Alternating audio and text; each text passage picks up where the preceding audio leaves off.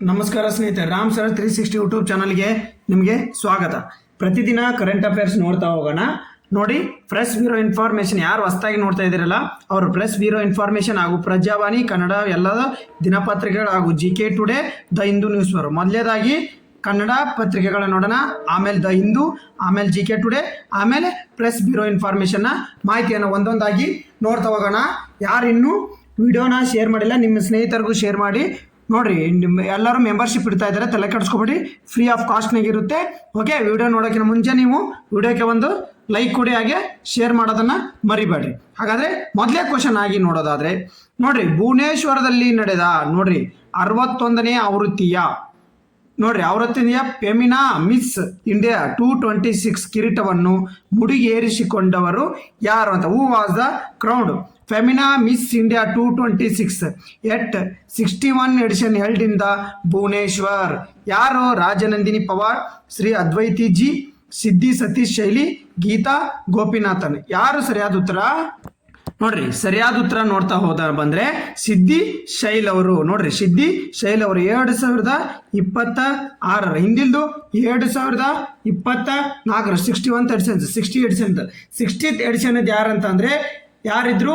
ನಿಖಿತಾ ಪೋರ್ವೆಲ್ ಇರ್ತಕ್ಕಂಥದ್ದು. Nikhita ಪೋರ್ವೆಲ್ 60th edition ಅದು ಏನು ವಿನ್ನರ್. ಓಕೆ, ಈ ಸರಿ ಎಲ್ಲಿ ಹೇಳುತ್ತೆ? ಭುವನೇಶ್ವರದಾಗ. ಯಾರು? ಸಿದ್ದಿ ಸತೀಶ್ ಶೈಲ್ ಅವರು. ನೋಡ್ರಿ, ನೀಟಾಗಿ ಮಾಹಿತಿ ಇದೆ, ನೀಟಾಗಿ ನೋಡ್ರಿ, ಲೈನ್ ಟು ಲೈನ್ ಮಾಹಿತಿ ನೋಡ್ರಿ, ಯಾಕಂದ್ರೆ ಹೆಂಗಾರು ಕ್ವಶನ್ ನಡಿಬಹುದು. ಭುವನೇಶ್ವರ 61ನೇ ಆವೃತ್ತಿಯ grand finale Sadhvi Femina miss ಇಂಡಿಯಾದವರು. ಓಕೆ, 60ನೇದು ಯಾರಾಗಿದ್ರು? ನಿಖಿತಾ ಪೋರ್ವೆಲ್ ಅವರು ಮಧ್ಯಪ್ರದೇಶದಿಂದ ಆಗಿದ್ರು. ಅವ್ರದ್ದು ಬಿಡ್ರಿ, ಇವ್ರದಷ್ಟು ನೋಡ್ರಿ. Bhubaneswar Kalinga institute of industry technology campus ನಡೆದ ಫೆಮಿನಾ ಮಿಸ್ ಇಂಡಿಯಾ 2026 ಸ್ಪರ್ಧೆಯಲ್ಲಿ ಕಾರವಾರ ಶಾಸಕ ಸತೀಶ್ ಶೈಲ್ ಅವರ ಹಿರಿಯ ಪುತ್ರಿ. ನೋಡ್ರಿ, ಕಾರವಾರ ಶಾಸಕ ಸತೀಶ್ ಶೈಲ್ ಅವರ ಹಿರಿಯ ಪುತ್ರಿ ಸಾಧ್ವಿ ಶೈಲ್ ಅವರು ವಿಜೇತರಾಗಿರ್ತಕ್ಕಂಥ. ಶನಿವಾರ ರಾತ್ರಿ ಶೈಲ್ ಅವರಿಗೆ ವಿಡಿಯೋ ಕರೆ ಮಾಡಿ ಸಾಧ್ವಿ ತನ್ನ ಗೆಲುವಿಗೆ ಸಂಭ್ರಮಾಚರಣೆ ಮಾಡತಕ್ಕಂಥದ್ದು ಮಾಡೇ ಮಾಡ್ತಾರೆಲ್ಲರೂ ಬಿಡ್ರಿ. ಶಾಸಕ ಸತೀಶ್ ಶೈಲ್ ಅವರ ಪುತ್ರಿ ಸಾಧ್ವಿ ಮಿಸ್ ಇಂಡಿಯಾ ಸ್ಪರ್ಧೆಯಲ್ಲಿ ಗೋವಾ ರಾಜ್ಯವನ್ನು ಪ್ರತಿನಿಧಿಸಿದ್ರು. ನೋಡ್ರಿ, ನಮ್ಮ ಕರ್ನಾಟಕವನ್ನು ಪ್ರತಿನಿಧಿಸಿಲ್ಲ ಇವರು, ಗೋವಾ ರಾಜ್ಯವನ್ನ ಪ್ರತಿನಿಧಿಸಿದ್ರು. ಇಂಪಾರ್ಟೆಂಟು ನೋಡ್ಕೊಡ್ರಿ. ಕಾರವಾರದವರಾಗಿದ್ದರು, ಗೋವಾದಲ್ಲಿ ಜನಿಸಿದ್ದರಿಂದ ಜನ್ಮ ದಾಖಲೆ ಗೋವಾ ವಿಳಾಸ ಇತ್ತು, ಅದಕ್ಕೋಸ್ಕರ ಇವರು ಗೋವಾದಿಂದ ಏನೋ ಸ್ಪರ್ಧೆ ಮಾಡ್ತಕ್ಕಂಥದ್ದು. ಓಕೆ, ಫೆಮಿನಾ ಮಿಸ್ ಇಂಡಿಯಾ 226 ಕಿರೀಟವನ್ನು ಧರಿಸಿರ್ತಕ್ಕಂಥದ್ದು. ನೋಡ್ರಿ, ಇವರು ಮಧ್ಯದಲ್ಲಿ 2ನೇ ಸ್ಥಾನ ಪಡೆದವರು ಯಾರು? ರಾಜನಂದಿನಿ. ಯಾರು? 2ನೇ ಸ್ಥಾನ. ಹಾಗೂ ಪವಾರ್ ಹಾಗೂ 3ನೇ ಸ್ಥಾನ ಪಡೆದವರು ಸಿ ಅದ್ವೈತ್ ಅವರು. ರಾಜನಂದಿನಿ ಪವಾರು 2ನೇ ಸ್ಥಾನ. ರಾಜನಂದಿನಿ ಪವಾರು, ಅದ್ವೈತಿ ಜಿ ಇವರೇನು 3ನೇ ಸ್ಥಾನ ಪಡೆದಿರ್ತಕ್ಕಂಥದ್ದು. ಓಕೆ, ಮಿಸ್ ಫೆಮಿನಾ ಇಂಡಿಯಾ ಅಂತಕ್ಕಂಥದ್ದು.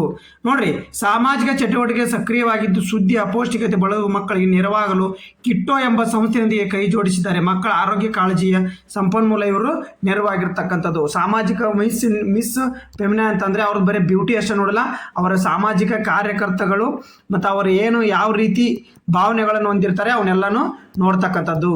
ಓಕೆ, ನೆಕ್ಸ್ಟ್ ನೋಡ್ರಿ, CBI ಇತ್ತೀಚೆಗೆ ಬಿಡುಗಡೆ ಮಾಡಿದ ಅಭಯ ಚಾಟ್ಬಾಟ್ನ ಮುಖ್ಯ ಉದ್ದೇಶ ಏನು ಅಂತ ಕೇಳಿದ್ದಾರೆ. What is the main purpose of the Abhaya chatbot is recently launched by the CBI ಅಂತ ಕೇಳಿದ್ದಾರೆ. ನೋಡ್ರಪ್ಪ, ಅಭಯ ಅಲ್ಲೇ ಇರ್ತಕ್ಕಂಥದ್ದು ಏನು? ಸರಿಯಾದ ಡಿಜಿಟಲ್ ಅರೆಸ್ಟ್ ವಂಚನೆಯನ್ನು ತಡೆಗಟ್ಟರೆ. ನೋಡ್ರಿ, ಈ ಥರ ನಿಮಗೆ current affairs with news paper GK today, PIB, the Hindu ಯಾರು ಕೊಡಲ್ಲ. ಅದಕ್ಕೋಸ್ಕರ ಸ್ನೇಹಿತರೆ, ನೀವು ನನಗೆ ಬೆಂಬಲ ಮಾಡ್ಬೇಕಂತಂದ್ರೆ ದಯವಿಟ್ಟು ನಿಮ್ಮ 4-5 ಮಂದಿ ಸ್ನೇಹಿತರು ಓದ್ತಾ ಇರ್ತಾರಲ್ಲ ಅವ್ರಿಗೆ ಏನು ಮಾಡಿರಿ, ಶೇರ್ ಮಾಡಿರಿ. ಓಕೆ, ಏನು ಸರಿ ಹತ್ರ ಡಿಜಿಟಲ್ ಅರೆಸ್ಟ್ ವಂಚನೆಯನ್ನು ತಡೆಗಟ್ಟತಕ್ಕಂಥದ್ದು. ನೋಡ್ರಿ, ಅಭಯ ಅಂತಂತಂದ್ರೆ ಏನು? ಡಿಜಿಟಲ್ ಅರೆಸ್ಟ್ಗೆ ಅಭಯ ಅಸ್ತ್ರ. CBI ಕೇಳ್ತಾರೆ, ಯಾವ ಇಲಾಖೆ? CBI. ಸೈಬರ್ ವಂಚನೆ ತಡೆಯಲು ಇಂದು ಚಾಟ್ಬಾಟ್ ಬಿಡುಗಡೆ ಮಾಡಿರ್ತಕ್ಕಂಥದ್ದು. ದೇಶದಲ್ಲಿ ಹೆಚ್ಚುತ್ತಿರುವ ಅರೆಸ್ಟ್ ವಂಚನೆಗಳ ತಡೆಗಟ್ಟಲು ಕೇಂದ್ರ ತನಿಖಾ ದಳ CBI. ನೋಡ್ರಿ, CBI ಕೃತಕ ಚಾಟ್ ಬಾಟ್ ಅನ್ನು ಸೋಮವಾರ ಲೋಕಾರ್ಪಣೆ ಮಾಡಿದೆ. ಹಾಗಾದ್ರೆ CBI ಸ್ಥಾಪನೆ ಆಗಿರ್ತಕ್ಕಂಥದ್ದು ಯಾವಾಗ? CBI ಏಪ್ರಿಲ್ 1993 ಏನಾಗೈತಿ ಸ್ಥಾಪನೆ ಆಗಿರ್ತಕ್ಕಂಥದ್ದು. ಓಕೆ, ಸಂತಾನಂ ಕಮಿಟಿ ನೋಡ್ರಿ, ಸಂತಾನಂ ಕಮಿಟಿ ಇದನ್ನ ಸ್ಥಾಪನೆ ಆಗಿರ್ತಕ್ಕಂಥದ್ದು 1962ರಿಂದ 64 ಇರ್ತಕ್ಕಂಥದ್ದು. ಓಕೆ, CBI ಬಗ್ಗೆ ತಿಳಿದುಕೊಡ್ರಿ. ಓಕೆ, ಲೋಕಾರ್ಪಣೆ ಈ ಚಾಟ್ಬಾಟ್ ಮೂಲಕ ಸಾರ್ವಜನಿಕರು ತಮಗೆ ಬಂದಿದ್ದ ನೋಟಿಸ್ ಅಸಲಿ ಅಥವಾ ನಕಲಿ ಎಂದು ಅವರು ಪರಿಗಣಿಸಬಹುದು. DP ಕೊಹ್ಲಿ ಅವ್ರು ನೋಡ್ರಿ 1907 ಉತ್ತರ ಪ್ರದೇಶ ಜನಿಸಿದ DG P ಕೊಹ್ಲಿ 1930 ಪೊಲೀಸ್ ಸೇವೆ ಸೇರಿಸಿದ 1950 ದಿಲ್ಲಿ ವಿಶೇಷ ಸಂಸ್ಥೆ ಆಗಿರ್ತಕ್ಕಂಥದ್ದು.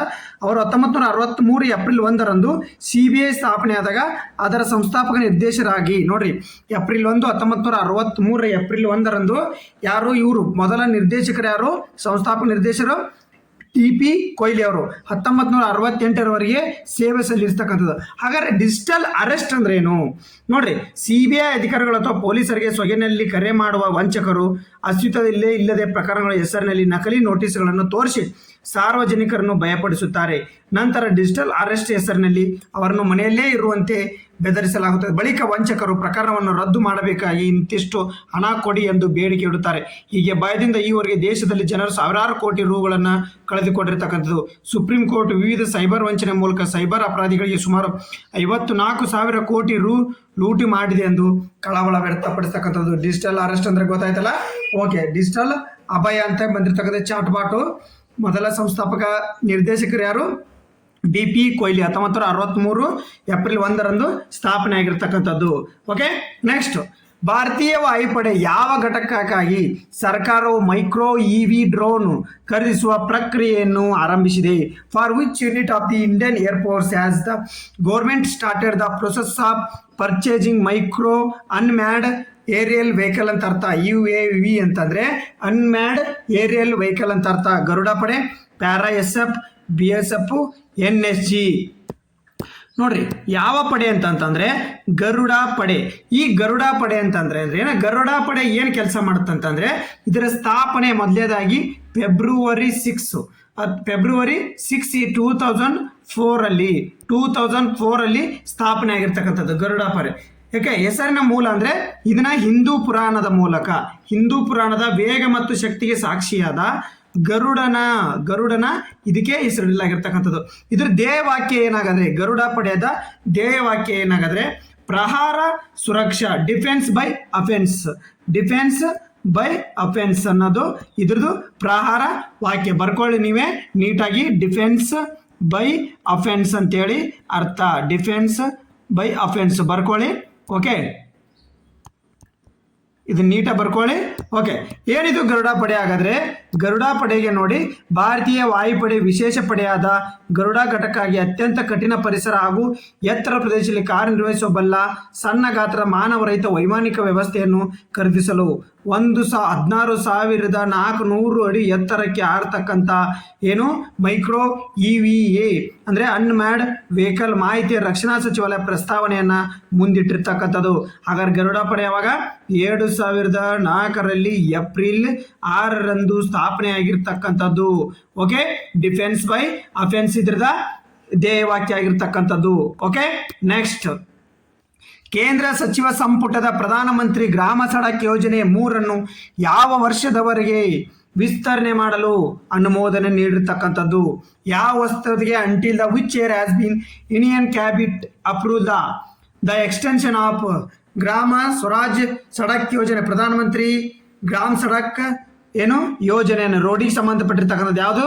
ಮಾರ್ಚ್ 2028 ಓಕೆ ನೋಡ್ರಿ, ಈ ಗ್ರಾಮ ಸಡಕ್ ಯೋಜನೆ ಏನೈತಲ್ಲ ಯಾವಾಗ ಪ್ರಾರಂಭ ಆಯ್ತು ಅಂತಂದ್ರೆ ಯಾವಾಗಾಯ್ತು? ಡಿಸೆಂಬರ್ 25, 2000 ಪ್ರಾರಂಭ ಆಗಿರ್ತಕ್ಕಂಥ ಒಂದು ಯೋಜನೆ ಇದು. ಡಿಸೆಂಬರ್ 25, 2000 ಪ್ರಾರಂಭ ಆಗಿರ್ತಕ್ಕಂಥ. ಈಗ ಅದನ್ನ 3ನೇ ಬೇರೆ ವಿಸ್ತರಣೆ ಮಾಡಿರ್ತಕ್ಕಂಥದ್ದು. ಏನಿದು ಹಾಗಾದ್ರೆ ನೋಡ್ರಿ, ಪ್ರಧಾನಮಂತ್ರಿ ಗ್ರಾಮ ಸಡಕ್ ಯೋಜನೆ 2028 ವಿಸ್ತರಣೆ. ಕೇಂದ್ರ ಸಚಿವ ಸಂಪುಟ ಏನ್ ಮಾಡ್ತಾ ಅನುಮೋದನೆ. ಗ್ರಾಮೀಣ ಮೂಲಸೌಕರ್ಯ ನೋಡ್ರಿ, ಈ ತರ ನಮ್ಗೆ ಇರ್ತಾವಲ್ಲ ಹಳ್ಳಿಯಲ್ಲಿ ಹಳ್ಳಿಗಳಿಗೆ ಗ್ರಾಮೀಣ ಪ್ರದೇಶಗಳಿಗೆ ರಸ್ತೆಯನ್ನ ಮಾಡ್ತಕ್ಕಂಥದ್ದು ಪ್ರಧಾನಮಂತ್ರಿ ಗ್ರಾಮ ಸಡಕ್ ಯೋಜನೆ ಹೆಚ್ಚಿನ ನೀಡುವ ಉದ್ದೇಶ ಪ್ರಧಾನಮಂತ್ರಿ ನರೇಂದ್ರ ಮೋದಿ ಅವರ ಅಧ್ಯಕ್ಷತೆಯಲ್ಲಿ ನಡೆದ ಕೇಂದ್ರ ಸಚಿವ ಸಂಪುಟ ಸಭೆಯಲ್ಲಿ ಪ್ರಧಾನಮಂತ್ರಿ ಗ್ರಾಮ ಸಡಕ್ ಯೋಜನೆ III ಅನ್ನು 2028 ಮಾರ್ಚ್ ವರೆಗೆ ಮುಂದುವರಿಸಲು ಅನುಮೋದನೆ ನೀಡಿದೆ. ಈ ಯೋಜನೆ ಒಟ್ಟು ವೆಚ್ಚ 80.750 ಕೋಟಿ ರೂಪಾಯಿಗೆ ಹೆಚ್ಚಿಸಲಾಗಿದೆ. 83 ಕೋಟಿ ರೂಪಾಯಿಗೆ ಹೆಚ್ಚಿಗೆ ಮಾಡುತ್ತೆ. 84 ಕೋಟಿ ಹೆಚ್ಚಿಗೆ ಅಂದರೆ 84,000 ಕೋಟಿಗೆ ಹೆಚ್ಚಿಗೆ ಮಾಡಿರ್ತಕ್ಕಂಥದ್ದು. ಮುಖ್ಯಾಂಶಗಳೆಂದರೆ ಮೈದಾನ ಪ್ರದೇಶ ಮತ್ತು ಸೇತುವೆ ಗುಡ್ಡಗಾಡು ಪ್ರದೇಶಗಳನ್ನು ಪೂರ್ಣಗೊಳಿಸಲು 2028 ಮಾರ್ಚ್ 28ರವರೆಗೆ ಅಂದರೆ ಮಾರ್ಚ್ 2028 ಅಂದರೆ ಮಾರ್ಚ್ 2028ರವರೆಗೆ ಕಾಲಾವಕಾಶವನ್ನು ನೀಡಲಾಗಿದೆ. ಓಕೆ, ಬೃಹತ್ ಸೇತುವೆಗಳ ನಿರ್ಮಾಣ ಅಂದಾಜು 961 ಕೋಟಿ ರೂಪಾಯಿದ ಬೃಹತ್ ಸೇತುವೆಗಳನ್ನು ಮಾಡ್ತಕ್ಕಂಥದ್ದು. ಇದು ಎದಕ್ಕೆ ನೆರವಾಗಲಿಕ್ಕಂತಂದ್ರೆ ವಿಕಸಿತ ಭಾರತಕ್ಕೆ ಗ್ರಾಮೀಣ ಮೂಲಸೌಕರ್ಯ ಬಲಪಡಿಸುವುದು ಮೂಲಕ ನಗರ ಮತ್ತು ಗ್ರಾಮೀಣ ಪ್ರದೇಶ ನಡುವೆ ಅಂತರವನ್ನು ಕಡಿಮೆ ಮಾಡುವುದು ವಿಕಸಿತ ಭಾರತದ ಒಂದು ಗುರಿಯನ್ನು ಕೂಡ ಹಾಕಿಕೊಂಡಿರ್ತಕ್ಕಂಥದ್ದು. ಓಕೆ, ಪ್ರಧಾನಮಂತ್ರಿ ಗ್ರಾಮ ಸಡಕ್ ಯೋಜನೆ 2000 ಡಿಸೆಂಬರ್ 25ರಂದು ಸ್ಥಾಪನೆ ಆಗಿರ್ತಕ್ಕಂಥದ್ದು. ಹಾಗಾದ್ರೆ ನೆಕ್ಸ್ಟ್ ಕ್ವಶನ್ ಬರ್ರಿ. ಭಾರತ ಸರ್ಕಾರವು ಇತ್ತೀಚೆಗೆ ರಿಲೀಫ್ ಯೋಜನೆ ವ್ಯಾಪ್ತಿಗೆ ಯಾವ ದೇಶಗಳು ಹೊಸದಾಗಿ ಸೇರಿದೆ? ನೋಡ್ರಿ, ಈ ತರ ಮಾಹಿತಿ ನಿಮಗೆ ಯಾರೂ ಆಗ್ತಾ ಇಲ್ಲ, ನೀಟಾಗಿ ಓದ್ಕೊಡ್ರಿ ಕರೆಂಟ್ ಅಫೇರ್ಸ್. ಓಕೆ, ನೋಡ್ರಿ country were recently added to the scope of the relief scheme by the Indian government. UAE ಮತ್ತು ಕತಾರ್, ಈಜಿಪ್ಟ್ ಮತ್ತು ಜೋರ್ಡಾನ್, ಇಸ್ರೇಲ್ ಮತ್ತು ಇರಾನ್, ಸೌದಿ ಅರೇಬಿಯಾ ಮತ್ತು ಓಮಾನ್. ಸರಿಯಾದ ಉತ್ತರ ಬಂದ್ಬಿಟ್ಟು ಈಜಿಪ್ಟ್ ಮತ್ತು ಜೋರ್ಡಾನ್ ದೇಶಗಳಿಗೆ ರಿಲೀಫ್ ಯೋಜನೆ ವ್ಯಾಪ್ತಿಯನ್ನ ವಿಸ್ತರಣೆ ಮಾಡಿರ್ತಕ್ಕಂಥದ್ದು. ಏನಿದು ರಿಲೀಫ್? ಹಾಗಾದ್ರೆ ಏನಪ್ಪಾ ರಿಲೀಫ್? ನೋಡ್ರಿ, ಈಗ ಆಲ್ರೆಡಿ ಮಧ್ಯಪ್ರಾಚ್ಯದಲ್ಲಿ ಯುದ್ಧಗಳು ನಡೀತಾ ಇದ್ದಾವೆ. ಹಾಗಾದ್ರೆ ರಿಲೀಫ್ ಯೋಜನೆ ಅದಕ್ಕೆ ಹೆಂಗೆ ಹೆಲ್ಪ್ ಆಗುತ್ತೆ ನೋಡ್ರಿ. ರಿಲೀಫ್ ಅಂದ್ರೆ ಏನು? Resilience and logistic intervention for the export facilitation. Okay, ಅರ್ಥ ಮಾಡ್ಕೊಡ್ರಿ. ಈ ಯೋಜನೆ ವ್ಯಾಪ್ತಿಯಲ್ಲಿ ವಿಸ್ತರಿಸಿದ್ದು ಅರ್ಹ ದೇಶಗಳ ಪಟ್ಟಿಗೆ ಈಜಿಪ್ಟ್ ಮತ್ತು ಜೋರ್ಡಾನ್ ದೇಶಗಳನ್ನು ಈಗ ಹೊಸದಾಗಿ ಸೇರಿಸ್ತಕ್ಕಂಥ. ನೋಡ್ರಿ, ರಿಲೀಫ್ ಅರ್ಥ ಮಾಡ್ಕೊಡ್ರಿ. ಇದು ಏನಪ್ಪ ರಿಲೀಫು? ಪಶ್ಚಿಮ ಏಷ್ಯಾದಲ್ಲಿನ ಭೌಗೋಳಿಕ ರಾಜಕೀಯ ಉದ್ವಿಗ್ನತೆ, ಸಮುದ್ರ ಮಾರ್ಗದ ಸಾರಿಗೆ ವ್ಯವಸ್ಥೆಯಲ್ಲಿ ಉಂಟಾಗಿರುವ ಅಡಚಣೆಗಳ ಹಿನ್ನೆಲೆಯಲ್ಲಿ ಈ ಕ್ರಮ ಕೈಗೊಳ್ಳಲಾಗಿರ್ತಕ್ಕಂಥದ್ದು. ಏರುತ್ತಿರುವ ಸರಕು ಸಾಗಾಣಿಕೆ ವೆಚ್ಚ, ವಿಮಾ ಪ್ರೀಮಿಯಂ ಮತ್ತು ಯುದ್ಧ ಸಂಬಂಧಿತ ವ್ಯಾಪಾರ ಅಪಾಯಗಳನ್ನು ಭಾರತೀಯ ರಫ್ತುದಾರರು ರಕ್ಷಿಸುವುದು ನಿರ್ಧಾರದ ಇದೀದ ಪ್ರಮುಖ ಉದ್ದೇಶ ಈ ರಿಲೀಫ್ ಯೋಜನೆದು. ಓಕೆ, ಜಾರಿಗೆ ತಂದಿದ್ದೇಕೆ? ಗಲ್ಫ್ ಮತ್ತು ಪಶ್ಚಿಮ ಏಷ್ಯಾ ಸಮುದ್ರ ಮಾರ್ಗಗಳಲ್ಲಿ ಅಡಚಣೆಗಳಿಂದ ತೊಂದರೆಗೊಳಗಾದಾಗ ರಫ್ತುದಾರರಿಗೆ ಬೆಂಬಲ ನೀಡಲು 2026 ಮಾರ್ಚ್ 19ರಂದು ರಿಲೀಫ್ ಯೋಜನೆಯನ್ನು ಮಾಡಲಾಯಿತು. ಈಗ ಇತ್ತೀಚೆಗೆ ಏನಂತಂದ್ರೆ, ಈಗ ಮಧ್ಯಪ್ರಾಚ್ಯದಿಂದ ಮಾಡಕ್ ಬರ್ತಿರ್ತಾವ, ಅಲ್ಲಿ ಏನಾರ ದಾಳಿಯಾಗಿ ಏನು ನಷ್ಟ ಆತಂದ್ರ ಅವ್ರಿಗೆ ಏನು ಮಾಡ್ತಕ್ಕಂಥದ್ದು, ಈಗ ನಮ್ಮ ಭಾರತಕ್ಕೆ ಬರ್ತಿರ್ತಪ್ಪ, ನಮ್ಮ ಭಾರತಕ್ಕೆ ಬಂದು ಮುಟ್ಟುವರೆಗೂ ಅವ್ರ ಮೇಲೇನೆ ಎಲ್ಲ ಇರುತ್ತೆ. ರಫ್ತಂದ್ರೆ ನಮ್ಮ ಭಾರತಕ್ಕೆ ಬಂದು ಮುಟ್ಟಬೇಕದು. ಅದ್ರ ನಡುವೆ ಏನಾರು ಹಾನಿ ಒಳಗಾದ್ರೆ ಅವ್ರಿಗೆ ಏನು ಮಾಡ್ತಕ್ಕಂಥದ್ದು, ರಿಲೀಫ್ ಅನ್ನ ಕೊಡ್ತಕ್ಕಂಥದ್ದು. ಫಂಡನ್ನು ನಮ್ಮ ದೇಶದವರು ಇಷ್ಟಂತೇಳಿ ಅವ್ರಿಗೆ ಕೊಡ್ತಕ್ಕಂಥದ್ದು. ಚಟುವಟಿಕೆ ಅಡೆತಡೆಗಳು ನೋಡಿಕೊಳ್ಳುವಂಥ ಉದ್ಯಮಿಗಳ ಮೇಲೆ ಆರ್ಥಿಕ ಹೊರೆಯನ್ನು ಕಡಿಮೆ ಮಾಡುವ ಇದರ ಉದ್ದೇಶ ಏನಿರ್ತಕ್ಕಂಥದ್ದು. ಯೋಜನೆ ಯಾರ್ಯಾರಿಗೆ ಸೌಲಭ್ಯ ಇರ್ತಕ್ಕಂಥದ್ದು? ವಿಮೆ ಹೊಂದಿರುವ ರಫ್ತುದಾರರಿಗೆ ಆರ್ಥಿಕ ಬೆಂಬಲ ನೀಡುವ, ಹೊಸ ರಫ್ತು ಸರಕುಗಳಿಗೆ ವಿಮಾ ರಕ್ಷೆ ಪಡೆಯಲು ಸಹಾಯ ಮಾಡುವ, ಹೆಚ್ಚುವರಿ ಸಾರಿಗೆ ವೆಚ್ಚ, ವಿಮಾ ಶುಲ್ಕ ಹೊರೆ ಎದುರಿಸುತ್ತಿರುವ ಅರ್ಹ MSC ಸಣ್ಣ ಮಧ್ಯಮ ವರ್ಗದವರಿಗೆ ಇದು ನಡ್ತಕ್ಕಂಥದ್ದು. 2026 ಏಪ್ರಿಲ್ 15ರವರೆಗೆ ಹೊರಡಿಸಲಾದ ನೀತಿ ಸುತ್ತೋಲೆ ಮೂಲಕ ಸರ್ಕಾರ ಒಂದು ಪ್ರಮುಖ ಸ್ಪಷ್ಟನೆ ನೀಡಿದೆ. ಅದರಂತೆ 2026 ಮಾರ್ಚ್ ಅಥವಾ ನಂತರ ಹೊಸ ECGC whole turnover policy ಅಂತಂದ್ರೆ ಪಡೆಯುವ ರಫ್ತುದಾರ ರಿಲೀಫ್ ಯೋಜನೆ 2ನೇ ಘಟಕದ ಕಾಂಪೋನೆಂಟ್ 2 ಅಡಿಯಲ್ಲಿ ಬೆಂಬಲವನ್ನು ಅರ್ಹರಾಗಿರ್ತಾರೆ. ಈಗ ಹೊಸದಾಗಿ ನಮ್ದು ಏನು ಪಶ್ಚಿಮ ಅಲ್ಲಿ ಮಧ್ಯಪ್ರಾಚ್ಯದಲ್ಲಿ ಯುದ್ಧ ಆಗತ್ತಲ್ಲ, ಸಣ್ಣ ಇದು ದೊಡ್ಡಗೆ ಅಷ್ಟೇ ಅಲ್ಲ, ದೊಡ್ಡ ದೇಶಗಳ ಒಳಗೆ ಅಷ್ಟೇ ಅಲ್ಲ, ಸಣ್ಣ MSMEಗಳಿಗೆ, ಸಣ್ಣ ಉದ್ಯಮಿದಾರರಿಗೂ ಈ ರಿಲೀಫ್ ಯೋಜನೆ ಅಪ್ಲೈ ಆಗುತ್ತಂತೇಳಿ ಕೇಂದ್ರ ಸರ್ಕಾರ ಇತ್ತೀಚೆಗೆ ಬಿಡುಗಡೆ ಆಗ್ತಕ್ಕಂಥದ್ದು ಯೋಜನೆ. ಓಕೆ, ನೆಕ್ಸ್ಟ್ ನೋಡ್ರಿ, ಇದು ಭಾಳ ಇಂಪಾರ್ಟೆಂಟ್. ಏನಂತಂದ್ರೆ ಇದು ಸೈನ್ಸ್ ಅಂಡ್ ಟೆಕ್. ಸೌರ ಜಿಯೋ ಇಂಜಿನಿಯರಿಂಗ್.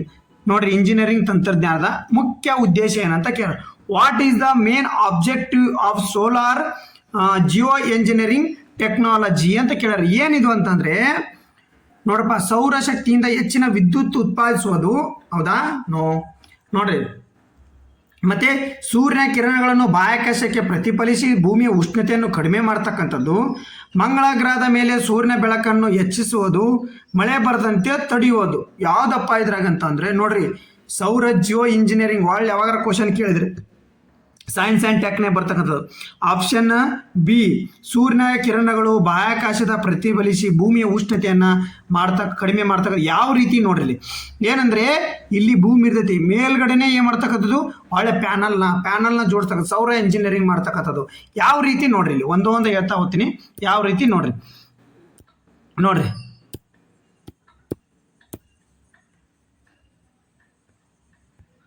ನೋಡ್ರಿ ಜಾಗತಿಕ ತಾಪಮಾನ ಏರಿಕೆಯನ್ನು ನಿಯಂತ್ರಿಸಲು ವಿಜ್ಞಾನಿಗಳು ಪ್ರಯೋಗ ಮಾಡ್ತಿದ್ದಾರೆ. ಏನು ಪ್ರಯೋಗ ಮಾಡ್ತಿದ್ದಾರೆ? ವಿವಾದಾತ್ಮಕ ಅತ್ಯಾಧುನಿಕ ತಂತ್ರಜ್ಞಾನ ಸೌರ ಜಿಯೋ ಇಂಜಿನಿಯರಿಂಗ್. ಇದರ ಮುಖ್ಯ ಉದ್ದೇಶ ಸೂರ್ಯನ ಕಿರಣಗಳನ್ನು ಬಾಹ್ಯಾಕಾಶಕ್ಕೆ ಮರಳಿ ಪ್ರತಿಫಲನ. ಏನೀಗ ನೋಡ್ರಿ, ನಮಗೆ ಸೂರ್ಯನ ಕಿರಣಗಳಿಂದ ಉಷ್ಣ ಏನಾಗ್ತದೆ, ತಾಪ ಹೆಚ್ಚಿಗೆ ಆಗ್ತಾ ಇರ್ತೈತಲ್ಲ ಭೂಮಿ ಮ್ಯಾಗ, ಇದನ್ನ ವಾಪಸ್ ಭೂಮಿಗೆ ತಟ್ಟದೇನ ವಾಪಸ್ ಏನು ಮಾಡ್ತಕ್ಕಂಥದ್ದು, ಅಲ್ಲೇ ವಾಯುಮಂಡಲದಲ್ಲಿ ವಾಪಸ್ಸು ವಾಯುಮಂಡಲಕ್ಕೆ ಬಾಹ್ಯಾಕಾಶಕ್ಕೆ ರಿಫ್ಲೆಕ್ಟ್ ಮಾಡ್ತಕ್ಕಂಥ ಯೋಜನೆ ಇದು. ಓಕೆ, ಈ ಮೂಲಕ ಎಂಥ ಯೋಜನೆ ಹಾಕೊಂಡಾರ ನೋಡ್ರಿ. ಈ ಮೂಲಕ ಭೂಮಿಯ ಉಷ್ಣತೆಯನ್ನು ಕಡಿಮೆ ಮಾಡೋದು. ಸರಳವಾಗಿ ಹೇಳೋದಾದರೆ ಸೌರ ಜಿಯೋ ಇಂಜಿನಿಯರಿಂಗ್ ಎಂಬುದು ಬೆಂಕಿ ನಂದಿಸಲು ಬಳಸುವ ಅಗ್ನಿಶಾಮಕ ಇದ್ದಂತೆ. ಇದನ್ನು ಬೆಂಕಿಯನ್ನು ತಡೆಯಬಹುದೇ ಹೊರತು ಬೆಂಕಿ ಹತ್ತಲು ಕಾರಣವಾದ ಕಸವನ್ನು ತೆಗೆದುಹಾಕುವುದಿಲ್ಲ. ಆದ್ದರಿಂದ ಈ ಹವಾಮಾನ ಬದಲಾವಣೆ ಅಂತಿಮ ಪರಿಹಾರವಾಗುವುದಿಲ್ಲ. ಇದೇನಾಗುತ್ತಾ? ಅಂತಿಮ ಪರಿಹಾರ ಆಗೋಲ್ಲ. ವಾಪಸ್ ಏನಾರ ಬಿಸಿಲು ವಾಪಸ್ ಕಳಿಸಿದ್ರೆ ಏನಾಗುತ್ತೆ, ವಾಯುಮಂಡಲ ಏನೇನೋ ವ್ಯತ್ಯಾಸಗಳಾಗಿ ನಮಗೆ ತೊಂದರೆ ಆಗ್ತಕ್ಕಂಥದ್ದು. ಅಪಾಯಗಳು ಏನೇನದಪ್ಪ ಇದರಿಂದ ಅಂತಂದರೆ, ಜಾಗತಿಕ ಮಳೆ ಚಕ್ರ ಏರುಪೇರು ಆಗ್ಬೋದು. ಎಸ್, ಕೃಷಿಯ ಮೇಲೆ ವ್ಯತಿರಿಕ್ತ ಪರಿಣಾಮ ಬೀರ್ಬೋದು. ಹೌದಾ? ನೋಡ್ರಿ ಏನಾಗ್ತಕ್ಕಂಥದ್ದು, ಅಪಾಯ ಉಂಟಾಗ್ಬೋದು. ಓಕೆ, ನೆಕ್ಸ್ಟ್ ಇನ್ನೊಂದು ಅಪಾಯಗಳು ಏನೇನಾಗ್ಬೋದು? ಓಜೋನ್ ಪದರ ತೆಳುವಾದ ಸಾಧ್ಯತೆ ಇರತಕ್ಕಂಥದ್ದು. ಆಕಾಶ ಸ್ವಲ್ಪ ಬಿಳಿಯಾಗಿ ಮುಸುಕಾಗಿ ಕಾಣ್ಬೋದು. ಸಮುದ್ರ ನೀರು ಆಮ್ಲೀಯತೆ ಆಗ್ಬೋದು. ಯಾಕಂದರೆ ಸಮುದ್ರ ನೀರು ಯಾಕೆ ಆಮ್ಲೀಯತೆ ಆಗುತ್ತೆ ನೋಡ್ರಿ. ಸಮುದ್ರ ನೀರು ಯಾಕೆ ಆಮ್ಲೀಯತೆ ಆಗುತ್ತಂದರೆ, ಸಮುದ್ರ ನೀರಿನ ಮೇಲೆ ಬಿಸಿಲು ಬಿದ್ದಾಗ ತಾನೇ ನೀರು ಆವಿಯಾಗಿ ಹೋಗ್ತಕ್ಕಂಥ ಕೆಲಸ ಆಗೋದು. ಅಲ್ಲಿ ಲವಣಗಳು ಆವಿ ಆಗ್ತಕ್ಕಂಥದ್ದು. ತಂತ್ರಜ್ಞಾನದ ಪ್ರೇರಣೆ. ಹಾಗಾದರೆ ಈ ತಂತ್ರಜ್ಞಾನಕ್ಕೆ ಪ್ರೇರಣೆ ಸಿಕ್ಕಿದ್ದು 1991ರಲ್ಲಿ ಫಿಲಿಪೈನ್ಸ್ ಮೌಂಟ್ ಮಿನಿಟಾಬೋ ಜ್ವಾಲಾಮುಖಿ ಸ್ಫೋಟಗೊಂಡಾಗ ಅದು ಲಕ್ಷಾಂತರ ಟನ್ ಸಲ್ಫರ್ ಡೈಆಕ್ಸೈಡ್ ಅನ್ನು ವಾತಾವರಣಕ್ಕೆ ಚಿಮ್ಮಿಸಿತು. ಈ ಕಾರಣ ಸೂರ್ಯನ ಬೆಳಕನ್ನು ತಡೆಯದ್ದರಿಂದ ಮುಂದಿನ 15 ತಿಂಗಳವರೆಗೆ ಜಾಗತಿಕ ತಾಪಮಾನವನ್ನು ಕೊಂಚ ಇಳಿಕೆಯಾಗಿತ್ತು. ನೋಡ್ರಿ ಏನಂತಂದ್ರೆ ವಿಜ್ಞಾನಿಗಳು ಹೇಳ್ತಾರೆ ಅಂದರೆ ಫಿಲಿಪೈನ್ಸ್ನಾಗ 1991ರಲ್ಲಿ ಮೌಂಟ್ ಪಿನೋಟೋಬಾ ಏನಾಗಿತ್ತು, ಜ್ವಾಲಾಮುಖಿ ಏನು ಮಾಡಿತ್ತು, ಸಲ್ಫರ್ ಡೈಆಕ್ಸೈಡನ್ನು ಏನು ಮಾಡಿತ್ತು, ಆಕಾಶಕ್ಕೆ ಬಿಟ್ಟಿತ್ತು. ಆಕಾಶ ಬಿಟ್ಟಾಗ ಏನಾಗಿತ್ತು, ಅದು ಏನಾಗುತ್ತೆ, ಸಲ್ಫರ್ ಡೈಆಕ್ಸೈಡ್ ಭೂಮಿಯ ಕಿರಣಗಳನ್ನು ವಾಪಸ್ ಅಲ್ಲೇ ಬಾಹ್ಯಾಕಾಶಕ್ಕೆ ರಿಪ್ಲೈ ಮಾಡಿತ್ತು. ಅವಾಗ ಭೂಮಿಯ ಜಾಗತಿಕ ತಾಪಮಾನ 15 ತಿಂಗಳವರೆಗೂ ಕಡಿಮೆ ಆಗಿತ್ತಂತೆ. ಓಕೆ, ಸೌರ ಜಿಯೋ ಇಂಜಿನಿಯರಿಂಗ್ ಇದೇ ನೈಸರ್ಗಿಕ ಪ್ರಕ್ರಿಯೆಯನ್ನು ಕೃತಕವಾಗಿ ನಿಯಂತ್ರಿಸಲು ರೀತಿಯನ್ನು ಬಯಸ್ತಕ್ಕಂಥ ಕೆಲಸ ಮಾಡ್ತಿದೆ. ಓಕೆ, ನೋಡ್ರಿ ಇದು ತಾಪಮಾನವನ್ನು ಹೇಗೆ ನಿಯಂತ್ರಣ ಮಾಡುತ್ತೆ. ಹಾಗಾದರೆ ನೋಡ್ರಿ, ಭೂಮಿಗೆ ಬರುವ ಸೂರ್ಯನ ಶಾಖವನ್ನು ಕೇವಲ 1% 2% ಬೆಳಕನ್ನು ಬಾಹ್ಯಾಕಾಶಕ್ಕೆ ಮರಳಿ ಪ್ರತಿಫಲಿಸಿದರೆ ಸಾಕು. ಕೈಗಾರಿಕಾ ಕ್ರಾಂತಿಗಿಂತ ಮುಂಚೆ ಇದ್ದ ತಾಪಮಾನ ಭೂಮಿಯನ್ನು ಮರಳಿ ನೋಡ್ರಿ, ನಮ್ಮ ಕೈಗಾರಿಕಾ ಕ್ರಾಂತಿ ಐತಲ್ಲ, ಅದರಿಂದ ಮೊದಲಕ್ಕೆ ಈಗೇನು ತಾಪಮಾನ ಜಾಸ್ತಿ ಆಗ್ತಲ್ಲ, ಅದರ ಆ ಸ್ಟೇಜಿಗೆ ಹೋಗ್ಬೋದು ಅಂತ ನಾವು ಎಂದು ವಿಜ್ಞಾನಿಗಳ ಲೆಕ್ಕಾಚಾರ. ಅದು ತಾಪಮಾನ ಕಡಿಮೆ ಮಾಡುತ್ತದೆ ಹೊರತು ಹವಾಮಾನ ಬದಲಾವಣೆ ಅಲ್ಲ. ಈ ಮುಖ್ಯ ವ್ಯತ್ಯಾಸದಿಂದ ಅರ್ಥ ಮಾಡಿಕೊಳ್ಳಲು ಎನ್ನುತ್ತಿದ್ದಾರೆ ವಿಶ್ಲೇಷಕರು. ಮಹತ್ವ ಏನಾಗಾದ್ರೆ, ಹಸಿರುಮನೆ ಹನಿಗಳ ಕಡಿಮೆ ಮಾಡಲು ಹಲವು ದಶಕಗಳ ಸಮಯ ಬೇಕು. ಆದರೆ ಈ ತಂತ್ರಜ್ಞಾನ ಕೆಲವೇ ವರ್ಷಗಳಲ್ಲಿ ಭೂಮಿಯ ತಾಪಮಾನವನ್ನು ಹಿಡಿಯಬಲ್ಲದು. ಕಾರ್ಬನ್ ಹೊರಸೂಸುವಿಕೆ ಸಂಪೂರ್ಣವಾಗಿ ನಿಲ್ಲಿಸಲು ಮಾಡತಕ್ಕಂಥದ್ದು. ಇದನ್ನ ಜಿಯೋ ಇಂಜಿನಿಯರಿಂಗು, ಸೌರ ಇಂಜಿನಿಯರಿಂಗು ಕ್ವಶನ್ನು ಕೇಳ್ಬೋದು. ಓಕೆ, ಇಂಪಾರ್ಟೆಂಟು ನೋಡ್ಕೊಡ್ರಿ. ನೆಕ್ಸ್ಟ್ ಕ್ವಶನ್ ಬರ್ರಿ. ಏನಂದ್ರ ಇತ್ತೀಚೆಗೆ ನಡೆದ ಕೇಂದ್ರ ಸಶಸ್ತ್ರ ಪಡೆಗಳ CAPF ನಾಯಕತ್ವ ಸಮ್ಮೇಳನ ಮುಖ್ಯ ಉದ್ದೇಶ ಏನು ಅಂತ ಕೇಳಿದ್ದಾರೆ. ಭಾಳ important. What was the primary object of the recent held CPA leadership conference? ಹೊಸ ನೇಮಕಾತಿ ನಿಯಮ ರೂಪಿಸುವಲು ಪಡೆಗಳ ನಡುವೆ ಉತ್ತಮ ಯಾರೇ ಸೆಂಟ್ರಲ್ ಗೌರ್ಮೆಂಟ್ ಎಕ್ಸಾಮ್ ಓದಿರ್ತೀರ ಅಲ್ಲಿ ಭಾಳ ಇಂಪಾರ್ಟೆಂಟ್ ಆಗುತ್ತೆ.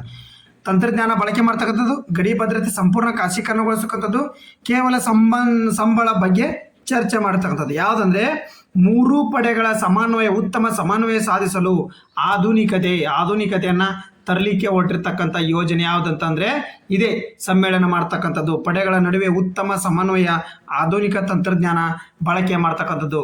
ಬರ್ರಿ ಹಾಗಾದ್ರೆ ನೋಡ್ರಿ, ಭಾರತ ಆಂತರಿಕ ಭದ್ರತೆ ಮತ್ತಷ್ಟು ಬಲಪಡಿಸುವ ನಿಟ್ಟಿನಲ್ಲಿ ಕೇಂದ್ರ ಸರ್ಕಾರ ಒಂದು ಐತಿಹಾಸಿಕ ನಿರ್ಧಾರವನ್ನು ತೆಗೆದುಕೊಳ್ಳುವ ದೇಶ ಇತಿಹಾಸದಲ್ಲೇ ಮೊದಲ ಬಾರಿಗೆ ಕೇಂದ್ರ ಸಶಸ್ತ್ರ ಪೊಲೀಸ್ ಪಡೆಗಳ ಉನ್ನತ ಮಟ್ಟದಲ್ಲಿ ವಿಶೇಷ ಸಮಾವೇಶ ಆಯೋಜಿಸಲಾಗಿತ್ತು. ಇದು ದೇಶದ ಭದ್ರತಾ ಏಜೆನ್ಸಿಗಳ ನಡುವೆ ಉತ್ತಮ ಸಮನ್ವಯ ಸಾಧಿಸಲು ಬದಲಾಗುತ್ತಿರುವ ಸವಾಲುಗಳು ಎದುರಿಸಿಕೊಂಡು ಹೋಗಲು ಒಂದು ಮಹತ್ವದ ಹೆಜ್ಜೆ ಆಗಿರ್ತಕ್ಕಂಥದ್ದು. ಓಕೆ, CAPF ಪಡೆಗಳಿಗಾಗಿ ಸೆಂಟ್ರಲ್ ಕಮರ್ಸ್ ಏನು ಪೊಲೀಸ್ ಅವು ಸೆಂಟ್ರಲ್ ಪೊಲೀಸ್ಗಳು ಎಲ್ಲವು ನೋಡ್ರಿ. ಉದ್ದೇಶ ಏನಾಗಾದ್ರೆ ಆಧುನಿಕ ಭದ್ರತಾ ಸವಾಲುಗಳನ್ನು ಸಮರ್ಥವಾಗಿ ಎದುರಿಸಿ ಪ್ರಮುಖ ಉದ್ದೇಶವಾಗಿ ದೇಶದ ಒಳಗಿನ ನಕ್ಸಲ್ ಸಮಸ್ಯೆ, ಎಡಪಂಥೀಯ ಉಗ್ರಗಾಮಿ ಬಂಡಾಯ ಮತ್ತು ಇತ್ತೀಚೆಗೆ ಹೆಚ್ಚಾಗುತ್ತಿರುವ ಸೈಬರ್ ಕ್ರೈಮ್ ದಾಳಿಗಳಲ್ಲಿ ವಿಸ್ತಾರವಾಗಿ ನೋಡ್ತಕ್ಕಂಥ ಆಧುನಿಕರಿಗೆ ದಿಕ್ಸೂಚಿತ ಮಾನಸಿಕ ಆರೋಗ್ಯಕ್ಕೆ ಒತ್ತು ಕೊಡ್ತಕ್ಕಂಥದ್ದು. ಇದು ಎಲ್ಲ ಯಾವ್ಯಾವ ಬರ್ತಾವ ಅದ್ರಾಗಂದ್ರೆ ಗೃಹ ಸಚಿವಾಲಯದ ಅಡಿಯಲ್ಲಿ ಬರ್ತಕ್ಕಂಥ CRPF, BSF. Okay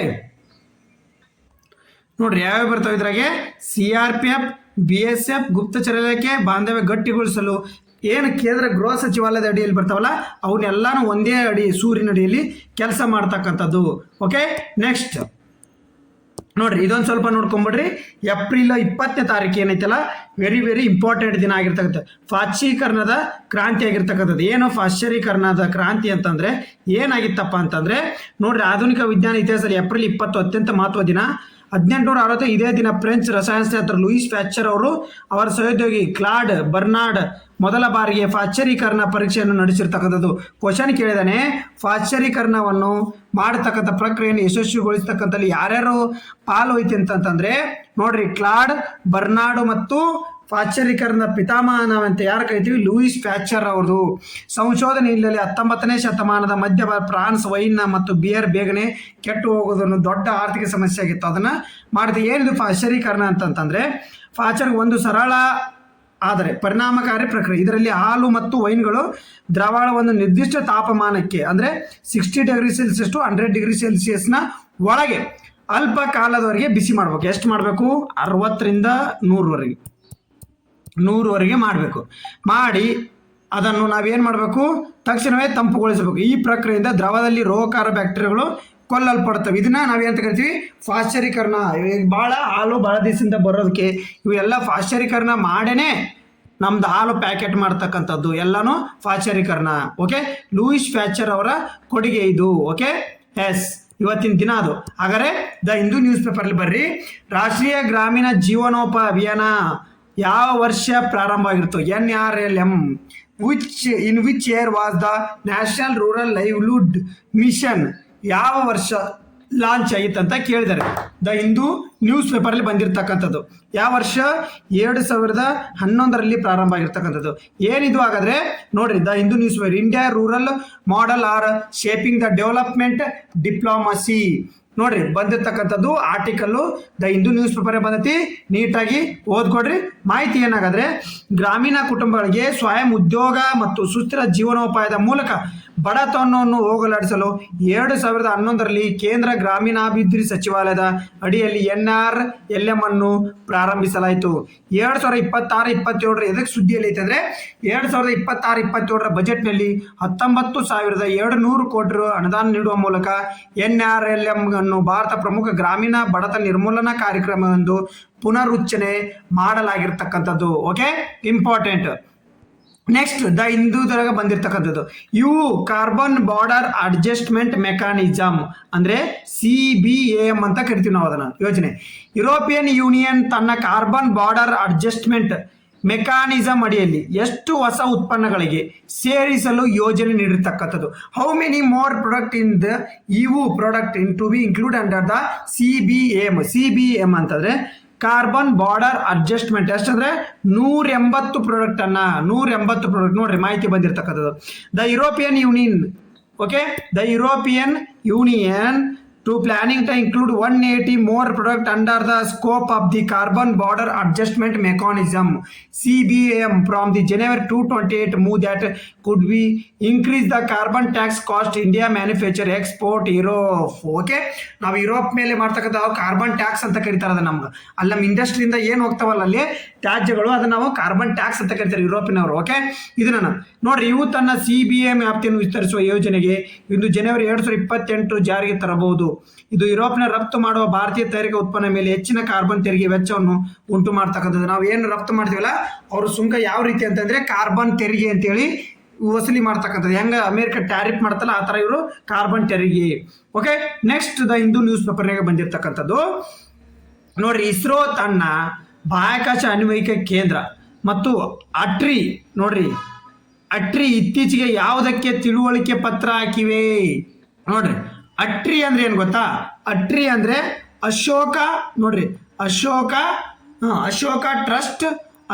trust research and ecology environment ಅಂತ ಅರ್ಥ. Ashoka trust research and ecology environment ಅಂತ ಅರ್ಥ. ಅಂದ್ರೆ ಇತ್ತೀಚೆಗೆ ಯಾವುದಕ್ಕೆ ತಿಳುವಳಿಕೆ ಪತ್ರ ಹಾಕಿವೆ ಅಂದರೆ ಉಪಗ್ರಹ ಉಡಾವಣೆ, ಸುಸ್ಥಿರ ಭೂ ನಿರ್ವಹಣೆ, ಸಾಗರ ಸಂಶೋಧನೆ ಮತ್ತು ಹವಾಮಾನ ಮುನ್ಸೂಚನೆ. ಸರಿಯಾದ ಉತ್ತರ ಹವಾಮಾನ ಮುನ್ಸೂಚನೆ. ಇದು ಅಟ್ರಿ ಅನ್ನೋದು ಅದಕ್ಕಿರ್ತಕ್ಕಂಥ ಒಂದು ಪ್ರೈವೇಟ್ ಇರ್ತಕ್ಕಂಥದ್ದು. ಓಕೆ, ನೋಡಿ ಏನಂತಂದ್ರೆ ದ ಹಿಂದೂ ನ್ಯೂಸ್ ಪೇಪರ್ಲಿ ಬಂದೈತೆ, ISRO space application centre SAC the Ashoka trust research ecology environment. Okay, Ashoka trust ನೋಡ್ರಿ, Ashoka trust ecology and environment ಅಂದ್ರೆ ಅಟ್ರಿ ಅಂತ ಯಾವ sign the memorable of the understanding the MOE strengthen the ನೋಡ್ರಿ collaboration in the search of data knowledge exchange of sustainable land management. ಅಂದರೆ ಭಾರತ ಹುಲ್ಲುಗಾವಲು ಮತ್ತು ತೆರೆದ ನೈಸರ್ಗಿಕ ಪರಿಸರ ವ್ಯವಸ್ಥೆಯನ್ನು ಮ್ಯಾಪಿಂಗ್ ಮಾಡಲು, ಹದಗೆಟ್ಟ ಭೂಮಿಯ ಮರುಸ್ಥಾಪನೆ ಪ್ರಭಾವವನ್ನು ನಿರ್ಣಯಿಸಲು ಮತ್ತು ಇಂಗಾಲದ ಅಂದಾಜು ಮಾಡುವ ವಿಧಾನವನ್ನು ಅಭಿವೃದ್ಧಿಪಡಿಸಲು ಈ ಸಂಯೋಗವು ಗಮನ ಹರಿಸ್ತಕ್ಕಂಥದ್ದು, ಈ ಒಪ್ಪಂದ ಆಗಿರ್ತಕ್ಕಂಥದ್ದು. ಓಕೆ, ನೆಕ್ಸ್ಟ್ ನೋಡ್ರಿ ದ ಜಿ ಕೆ ಟುಡೇ. ನೋಡ್ರಿ, ಈಗ ಕನ್ನಡ ಪೇಪರ್ ಮುಗಿದು, ಇಂಗ್ಲಿಷ್ ಪೇಪರ್ ಮುಗಿದು. ಓಕೆ, ಈಗ ಬರ್ತಕ್ಕಂಥದ್ದು ಜಿ ಕೆ ಟುಡೇ ನೋಡೋಣ ಈಗ. ಓಕೆ, ಇತ್ತೀಚೆಗೆ ಸುದ್ದಿಗಳಲ್ಲಿ ಕಂಡುಬರುವ ಸಬ್ಕ್ಯೂಟ್ ಸ್ಕ್ಲೆರೋಸಿಂಗ್ ಪ್ಯಾನೆನ್ಸಿಪಾಲಿಟಿಸ್ ಯಾವ ರೀತಿಯ ಒಂದು ಕಾಯಿಲೆ ಅಂತ ಕೇಳಿದ್ದಾರೆ. ಯಾವ ರೀತಿಯ ಕಾಯಿಲೆ ಇದು? ನೋಡ್ರಿ, ಸ್ನಾಯುಗಳ ಮೇಲೆ ಪರಿಣಾಮ ಬೀರುವ ಆನುವಂಶಿಕ ಅಸ್ವಸ್ಥತೆ, ಶ್ವಾಸಕೋಶ ಮೇಲೆ ಪರಿಣಾಮ ಬೀರುವ ಬ್ಯಾಕ್ಟೀರಿಯಾ ಸೋಂಕು, ವೈರಸ್ ಪ್ರೇರಿತ ಪ್ರಗತಿಶೀಲ ನರ ಕ್ಷೀಣಿಸುವ ಕಾಯಿಲೆ, ಸ್ವಯಂ ನಿರೋಧಕ ಚರ್ಮದ ಕಾಯಿಲೆ. ಯಾವುದಪ್ಪ ಅಂತಂದ್ರೆ ಆಪ್ಷನ್ ಸಿ, ವೈರಸ್ ಪ್ರೇರಿತ ಪ್ರಗತಿಶೀಲ ನರ ಕ್ಷೀಣಿಸಿಕೊಳ್ಳುವ ಒಂದು ಕಾಯಿಲೆ ಇರ್ತಕ್ಕಂಥದ್ದು ಇದು. ಓಕೆ, ಏನಿದ್ರ ಮಾಹಿತಿ ನೋಡ್ರಿ, ಸಬ್ಕ್ಯೂಟ್ ಸ್ಕ್ಲೆರೋಸಿಂಗ್ ಪ್ಯಾನೆನ್ಸಿಪಾಲಿಟಿಸ್ ಎಂಬ ಅಪರೂಪದ ಆದರೆ ಮಾರಕ ನರ ವೈಜ್ಞಾನಿಕ ಕಾಯಿಲೆಯನ್ನು ಪರಿಹರಿಸಲು ಮಹಾರಾಷ್ಟ್ರ ಸರ್ಕಾರ ಇನ್ನೂ ಒಂದು ನೀತಿಯನ್ನು ರೂಪಿಸಿಲ್ಲ ಎಂದು ಬಾಂಬೆ ಹೈಕೋರ್ಟ್ ಇತ್ತೀಚೆಗೆ ಆ ಸರ್ಕಾರಕ್ಕೆ ಛೀಮಾರಿ ಹಾಕಿರ್ತಕ್ಕಂಥದ್ದು. ಸಬ್ಕ್ಯೂಟ್ ಸ್ಕ್ಲೆರೋಸಿಂಗ್ ಪ್ಯಾನೆನ್ಸಿಪಾಲಿಟಿ ಇದನ್ನು ಡಾಡಸ್ ಕಾಯಿಲೆ ಎಂದು ಕೂಡ ಕರೀತಾರೆ. ಏನಂತ ಕರೀತಾರೆ? ಡಾಡಸ್ ಕಾಯಿಲೆ ಅಂತಾನೂ ಕರೀತಾರೆ. ಇದು ದಡಾರ ಅಂದ್ರೆ ರುಬೆಲ್ಲಾ ವೈರಸ್ ನಿರಂತರ ಸೋಂಕಿನಿಂದ ಉಂಟಾಗುವ ಪ್ರಗತಿಶೀಲ ನಿಷ್ಕ್ರಿಯಗೊಳಿಸುವ ಮೆದುಳಿನ ಅಸ್ವಸ್ಥೆ ಆಗಿರ್ತಕ್ಕಂಥದ್ದು. ಇದು ದಡಾರದ ಮ್ಯೂಟೇಷನ್, ನಿರಂತರ ಮ್ಯೂಟೇಷನ್ ಇಂದ ಬರ್ತಕ್ಕಂಥದ್ದು. ಅಸಹಜ ರೋಗ ನಿರೋಧಕ ಪ್ರತಿಕ್ರಿಯೆ ಅಥವಾ ರೂಪಾಂತರಿಕ ವೈರಸ್ನಿಂದಾಗಿ ವ್ಯಕ್ತಿಯ ದಡಾರದಿಂದ ಚೇತರಿಸಿಕೊಂಡು ಹಲವು ವರ್ಷಗಳ ನಂತರ ರೋಗವು ಸಾಮಾನ್ಯವಾಗಿ ಬೆಳೀತಕ್ಕಂಥದ್ದು. ಇದು ದಡಾರ ಕಾಯಿಲೆ ಯಾರಿಗೆ ಬಂದಿರ್ತದಲ್ಲ ಅವರಿಗೆ ಬರ್ತಕ್ಕಂಥದ್ದು. ಇದು 50,000 ದಡಾರ ಪ್ರಕರಣಗಳಲ್ಲಿ ಸುಮಾರು 1ರಲ್ಲಿ ಕಂಡುಬರುವ ಅಪರೂಪ ಸ್ಥಿತಿಯಾಗಿರ್ತಕ್ಕಂಥದ್ದು. ಯಾವ ರೀತಿ ನಮ್ಮ RH ಗೋಲ್ಡ್ ಬ್ಲಡ್ ಅಂತ ಕರಿತೀವಲ್ಲ, ಆ ರೀತಿ 50,000 ಯಾರು ಮಂದಿ ಒಳಗಡೆ ಒಬ್ಬನಿಗೆ ಬರ್ತಕ್ಕಂಥ ಒಂದು ಕಾಯಿಲೆ ಅಂತ ಕೇಳ್ಕೊಳ್ಬೋದು. ಮುಖ್ಯವಾಗಿ ಮಕ್ಕಳು ಮತ್ತು ಹದಿಹರೆಯರ ಮೇಲೆ ಪರಿಣಾಮ ಬೀರುತ್ತದೆ. ಪುರುಷರಲ್ಲಿ ಹೆಚ್ಚು ದುರ್ಬಲವಾಗಿರ್ತಂದ್ರೆ ಮಹಿಳೆಯರಲ್ಲಿ ಅತಿ ಹೆಚ್ಚು ಕಾಣ್ತಕ್ಕಂಥದ್ದು ನೋಡ್ರಿ ಇದು. ಓಕೆ, ಪುರುಷರು ಹೆಚ್ಚು ದುರ್ಬಲರಾಗಿರ್ತಾರಲ್ಲ ಅವ್ರಿಗೆ ಬರ್ತಕ್ಕಂಥದ್ದು. ಓಕೆ, ನೋಡ್ರಿ ಏನು ಲಕ್ವಾರ್ ಜಲ ವಿದ್ಯುತ್ ಯೋಜನೆ ಯಾವ ರಾಜ್ಯದಲ್ಲಿದೆ? Lakhwar hydrologic project is located in which state ಅಂತ ಕೇಳಿ. ನೋಡ್ರಿ, ಲಕ್ವಾರ್ ಎಲ್ಲಿ ಬರ್ತಾ? ಉತ್ತರಾಖಂಡ್, ಮಹಾರಾಷ್ಟ್ರ, ಗುಜರಾತ್, ಕರ್ನಾಟಕ. ಎಲ್ಲಿ? ಉತ್ತರಾಖಂಡದಲ್ಲಿ ಬರ್ತಕ್ಕಂಥ. ಸರಿಯಾದ ಉತ್ತರ ಉತ್ತರಾಖಂಡ. ಏನಕ್ಕೆ ನ್ಯೂಸ್ ಅಲ್ಲಿ ಐತೆ ಅಂತಂದ್ರೆ ಇದು ನೋಡಿ, ಜಲಶಕ್ತಿ ಸಚಿವಾಲಯದ ಪರಿಶೀಲನೆ ನಂತರ ಉತ್ತರಾಖಂಡ ಯಮುನಾ ನದಿಯಲ್ಲಿ ನಿರ್ಮಿಸಲಾಗುತ್ತಿರುವ 300 ಮೆಗಾವ್ಯಾಟ್ ಲಕ್ವಾರ್ ಜಲ ವಿದ್ಯುತ್ ಯೋಜನೆ ಯಾವುದು? ಯಮುನಾ ನದಿಗೆ ನೋಡ್ರಿ ಉತ್ತರಾಖಂಡ ಕೇಳ್ತಾರ. ಈಗ ನಿರ್ಮಿಸಕತ್ತಾರ. ಉತ್ತರ ಭಾರತದ ನೀರು ಮತ್ತು ಇಂಧನ ಭದ್ರತೆಯನ್ನು ಸುಧಾರಿಸುತ್ತದೆ. ಲಕ್ವಾರ್ ಯೋಜನೆ ಡೆಹ್ರಾಡೂನ್ ಜಿಲ್ಲೆಯಲ್ಲಿ ಲೋಹರಿ ಗ್ರಾಮದ ಬಳಿ ಇರುವ ಬಯೋಪಯೋಗಿ ಜಲ ವಿದ್ಯುತ್ ಯೋಜನೆ ಆಗಿರ್ತಕ್ಕಂಥದ್ದು. ಇದನ್ನು ಉತ್ತರಾಖಂಡ ಜಲ ವಿದ್ಯುತ್ ನಿಗಮ ಅಭಿವೃದ್ಧಿಪಡಿಸುತ್ತಿದೆ. ನೋಡ್ರಿ, ಇದು 204 ಮೀಟರ್ ಎತ್ತರದ ಕಾಂಕ್ರೀಟ್ ಗುರುತ್ವಾಕರ್ಷಣೆಗೆ ಆಣೆಕಟ್ಟು 3 ಉಕ್ಕಿನಿಂದ ಕೂಡಿರ್ತಕ್ಕಂಥ. ಇವನೇನು ಕೇಳಲ್ಲ, ಇದು 3 ಲಂಬ ಫ್ರಾನ್ಸಿಸ್ ಇವನೇನು ಟರ್ಬೋನ್ ಇವನೇನು ಕೇಳಲ್ಲ. ಯಾವ ನದಿ, ಯಾವ ರಾಜ್ಯ ಅಂತೇಳಿ ಅಷ್ಟೇ ಕೇಳ್ತಾರೆ. ಯಾವ ಜಲ ವಿದ್ಯುತ್ ಯೋಜನೆ, ಯಾರು ನಿಗಮ ಅಂತ ಕೇಳ್ತಾರೆ? ಉತ್ತರಾಖಂಡದ ಜಲ ವಿದ್ಯುತ್ ನಿಗಮ. ಓಕೆ, ನೋಡ್ರಿ, ಟೈಮ್ ವೇಸ್ಟ್ ಮಾಡ್ಕೊಂತ ಪಾಲ್ತು ಏನಾರು ಹೇಳ್ಕೊಂತ ಹಿಂದೆ ಹೋಗ್ಬೇಡ್ರಿ. ಟೈಮ್ ಇಲ್ಲ, ನೀಟಾಗಿ ಓದ್ಕೊಡ್ರಿ. ಓಕೆ, ಭಾರತೀಯ ನೌಕಾಪಡೆ ಇತ್ತೀಚೆಗೆ ಸಾಗರ್ ಕವಚ ಎಂಬ ಸಮರಾಭ್ಯಾಸವನ್ನು ಎಲ್ಲಿ ನಡೆಯಿತು? ಸಮರಾಭ್ಯಾಸ ಯಾರ್ಯಾರು ಕೂಡ ನಡೀತಾರೆ ಇದನ್ನ? ಕರಾವಳಿ ಪಡೆ ಮತ್ತು ನೌಕಾಪಡೆ ಮತ್ತು ರಾಜ್ಯ ಪಡೆ. ಪಶ್ಚಿಮ ಕರಾವಳಿ ಇಸ್ ದ ರೈಟ್ ಆನ್ಸರ್. ನೋಡ್ರಿ, ದ PIB ಕ್ವಶನ್ ಇರ್ತಕ್ಕಂಥದ್ದು ಇದು PIB ಕ್ವಶನ್. ಏನಂದ್ರೆ ಪಶ್ಚಿಮ ಕರಾವಳಿಯ ಲಕ್ಷದ್ವೀಪ ಮತ್ತು ಕೇರಳ ಕಡೆಗೆ ನಡೆದಿರ್ತಕ್ಕಂಥದ್ದು ಸಾಗರ ಕವಚ. ದ PIB ಕ್ವಶನ್ ಏನಿದು? ಸಾಗರ ಕವಚ ಎಂಬುದು ಕರಾವಳಿ ಭದ್ರತಾ ಸಮರಾಭ್ಯಾಸ. ಅಂದ್ರೆ ನಮ್ಮ ಕರಾವಳಿ ಇತ್ತೀಚೆಗೆ ಏನಾಗ್ತಿದೆ, ಮಧ್ಯಪ್ರಾಚ್ಯದಲ್ಲಿ ಅಲ್ಲಿ ಏನಾಗ್ತಿದೆ, ಯುದ್ಧ ನಡೀತಿದೆ. ಅದಕ್ಕೋಸ್ಕರ ನಾವು ಕಡಲ ಭದ್ರತೆಯನ್ನು ನಾವು ಏನಾದ್ರು ಯುದ್ಧ ಆದರೆ ಯಾವ ರೀತಿ ನಾವು ಸಂಭಾಳಿಸ್ಕೊಂಡು ಹೋಗ್ಬೇಕನ್ನೋದ ಒಂದು ಸಮರಾಭ್ಯಾಸ ಮೂಲಕ ಸಾಗರ ಕವಚ. ಇದರಲ್ಲಿ ನೌಕಾಪಡೆ, ಕೋಸ್ಟ್ ಗಾರ್ಡ್ ಮತ್ತು ರಾಜ್ಯ ಸಾಗರ ಪೊಲೀಸ್, ಅಲ್ಲಿ ರಾಜ್ಯ ಇರ್ತಾವಲ್ಲ ಕೇರಳ, ಅಲ್ಲಿರ್ತಕ್ಕಂಥ ರಾಜ್ಯ ಪೊಲೀಸ್ ಭಾಗವಹಿಸಿದ್ದಾರೆ. ಇತ್ತೀಚೆಗೆ ಇದು ಪಶ್ಚಿಮ ಕರಾವಳಿ ಭದ್ರತೆಯನ್ನು ಬಲಪಡಿಸಲು ಆಗಿರ್ತಕ್ಕಂಥ ಲಕ್ಷದ್ವೀಪ ಮತ್ತು ಕೇರಳ ಕಡೆಗೆ ಆಗಿರ್ತಕ್ಕಂಥದ್ದು. ಓಕೆ, ನೆಕ್ಸ್ಟ್ PIB ಬಿಡುಗಡೆ ಮಾಡ್ತಿರೋ ಪ್ರೆಸ್ ಬ್ಯೂರೋ ಇನ್ಫಾರ್ಮೇಶನ್ ಬಿಡುಗಡೆ ಮಾಡಿದ ಇತ್ತೀಚಿನ ವರದಿ ಪ್ರಕಾರ ಕೃಷಿ ನಿಧಿ ಎಂಬುದು ಯಾವುದರ ಸಂಬಂಧಿಸಿದೆ ಅಂತ ಹೇಳಿ ಕೇಳಿದರೆ, ನೋಡ್ರಿ, ರೈತರಿಗೆ ನೇರ ನಗದು ವರ್ಗಾವಣೆ, ಕೃಷಿ ಸ್ಟಾರ್ಟ್ಅಪ್ಗಳಿಗೆ ಹಣಕಾಸು ನೆರವು ನೀಡ್ತಕ್ಕಂಥದ್ದು, ವಿದೇಶಿ ಹೂಡಿಕೆ ಉತ್ತೇಜನ, ಬೀಜಗಳ ಉತ್ಪಾದನೆ. ಯಾವುದಾಗಾದ್ರೆ ನೋಡ್ರಿ, ಕೃಷಿ ಸ್ಮಾರ್ಟ್ ಆ್ಯಪ್ಗಳ ಹಣಕಾಸಿನ ನೆರವು ನೀಡುವ ಇದೊಂದು ಯೋಜನೆ ಆಗಿರ್ತಕ್ಕಂಥದ್ದು.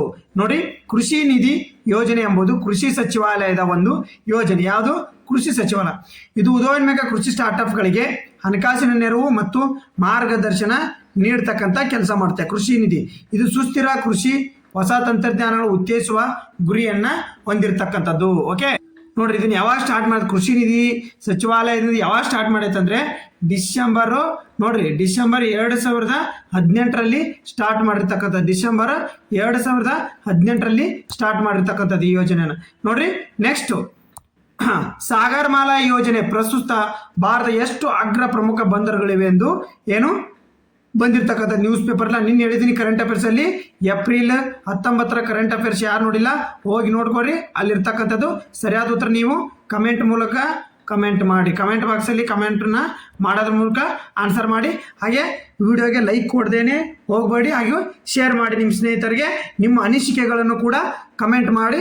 ಓಕೆ, ಧನ್ಯವಾದಗಳು.